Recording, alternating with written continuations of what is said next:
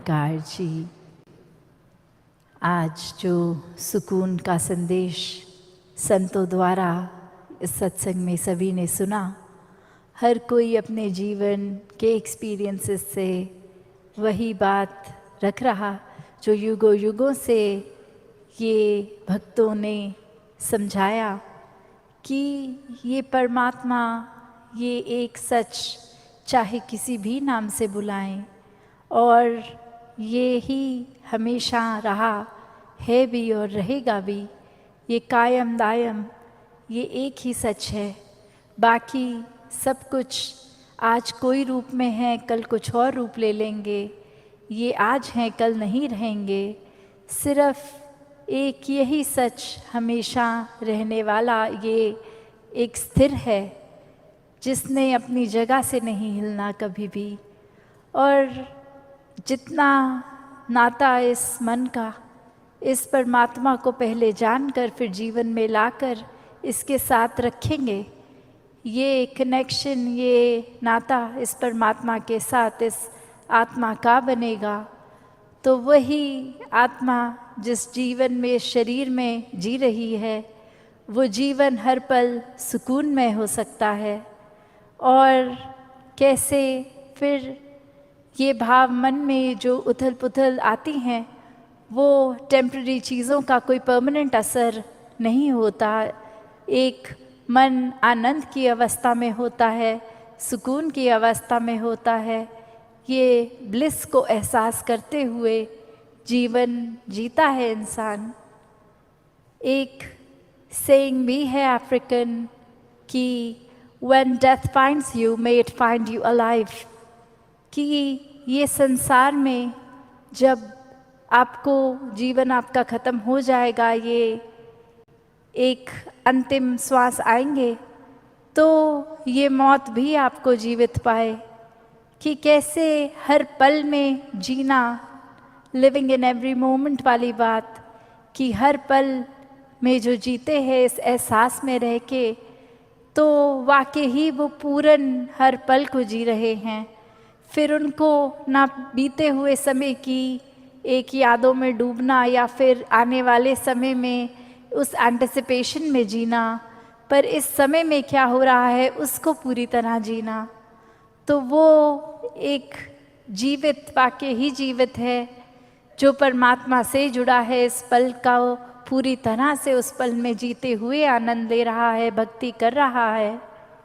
एक कहानी भी कि कैसे एक इंसान ने इच्छा रखी कि मैं एक सबसे ज़्यादा प्योर, एक सबसे ज़्यादा इनोसेंस, एक बहुत ही गॉडली फेस को ड्रॉ करना चाहता हूँ, स्केच करना चाहता हूँ।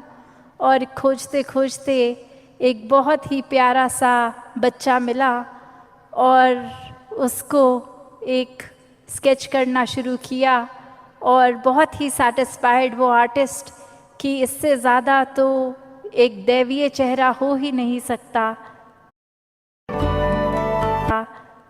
और कुछ साल बीत गए, उसी इंसान के मन में ख्याल आता है कि मैं सबसे भयानक चेहरा, जो एक दरिंदगी का रूप हो, ऐसा इंसान स्केच करता हूँ।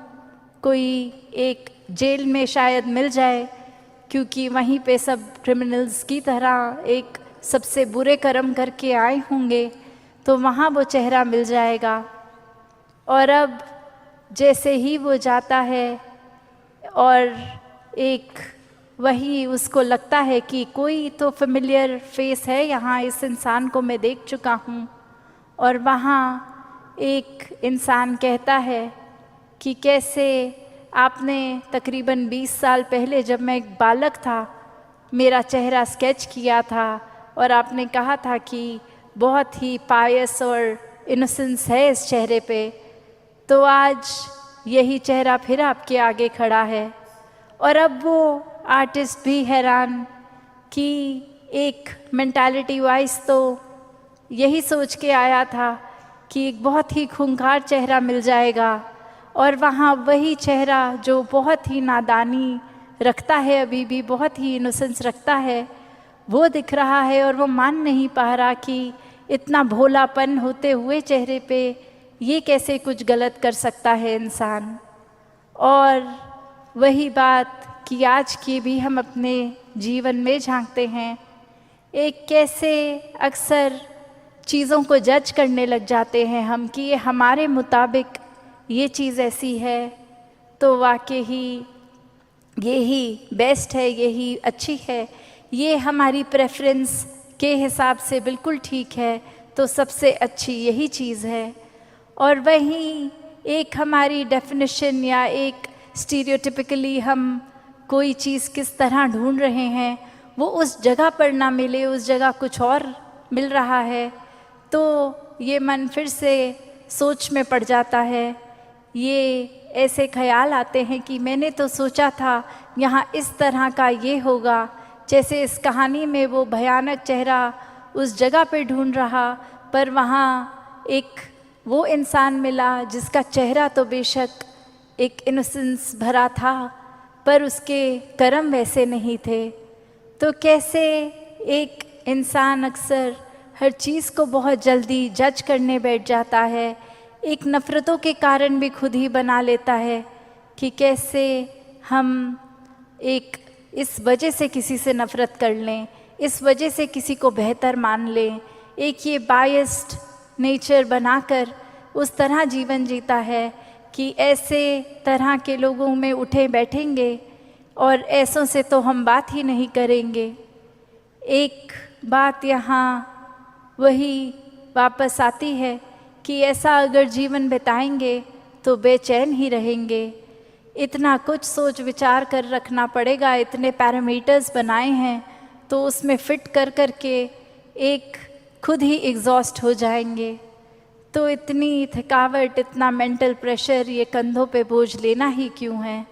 शुरू से ही इस परमात्मा से जुड़ के ये सुकून का जीवन ही क्यों नहीं बिताना, जिस पल ये एहसास हो कि कैसे हर पल में सुकून लिया जा सकता है, चाहे वो सुख की घड़ियाँ हो, दुख की घड़ियाँ हो, ये सुकून उसी तरह बरकरार रह सकता है। तो उसी पल इस परमात्मा की ओर मुख किया जा सकता है। ये ब्रह्म ज्ञान द्वारा जीवन में एक सुकून लाया जा सकता है।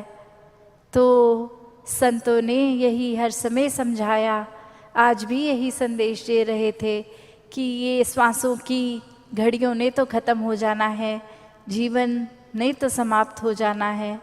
तो जिस समय हम इस संसार में आए, ये जो सुंदरता, ये चाहे प्राकृतिक थी या एक घर के माहौल या अपने मन की बात, तो जब इस संसार को छोड़ के जाएं तो वो संसार जैसा हमें मिला था उससे बेहतर छोड़ के जाएं, चाहे घर का संसार हो या बाहरली एक ये दुनिया, एक इकोसिस्टम की बात हो। तो कैसे प्राकृतिक सुंदरता को भी जहाँ रखना हमारा फ़र्ज़ है, वहीं एक रूहानी सुंदरता हमारे मनों में हमेशा रहे, क्योंकि एक मानवीय गुण तब तक ही हो सकते हैं जब वाकई ही ये रूहान, इस रूहानी ताकत, इस परमात्मा, ईश्वर, अल्लाह, इस निराकार से जब जुड़ते हैं, ये देखकर अपने जीवन में इसको शामिल करते हैं हर पल में, तो ये रूहानियत से इंसानियत का जीवन आ जाता है। फिर सारे ये ह्यूमन वैल्यूज़ एक बाय प्रोडक्ट की तरह ही जीवन में रहते हैं। फिर छोटी छोटी चीज़ें अगर हम जीवन को जीते हुए गलत भी करते हैं तो वो मन में भाव आ ही जाता है कि ये कुछ यहाँ हमें सेल्फ रिफ्लेक्ट करना है, हम अपने रास्ते से थोड़े से एक इधर उधर हो गए हैं।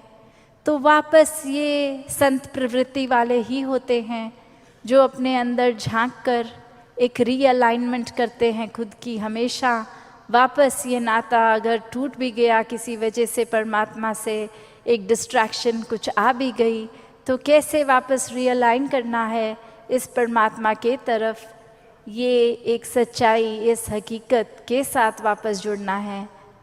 तो एक संतों का जीवन जीना तो वही बात है कि हर समय के लिए संत प्रवृत्ति बनना पड़ेगा। कुछ घंटों या कुछ लोगों के आगे दिखावा मात्र, एक good behaviour, best of your pretension self वाला बात तो नहीं, पर अगर हम बंद कमरे में अकेले भी उस नियत के हैं, उस प्रवृत्ति के हैं, तो लाखों लोगों से चाहे इंटरैक्ट करेंगे तो भी वो हमारा एक बेसिक ट्रू नेचर वैसा ही रहेगा। और एक ट्रू नेचर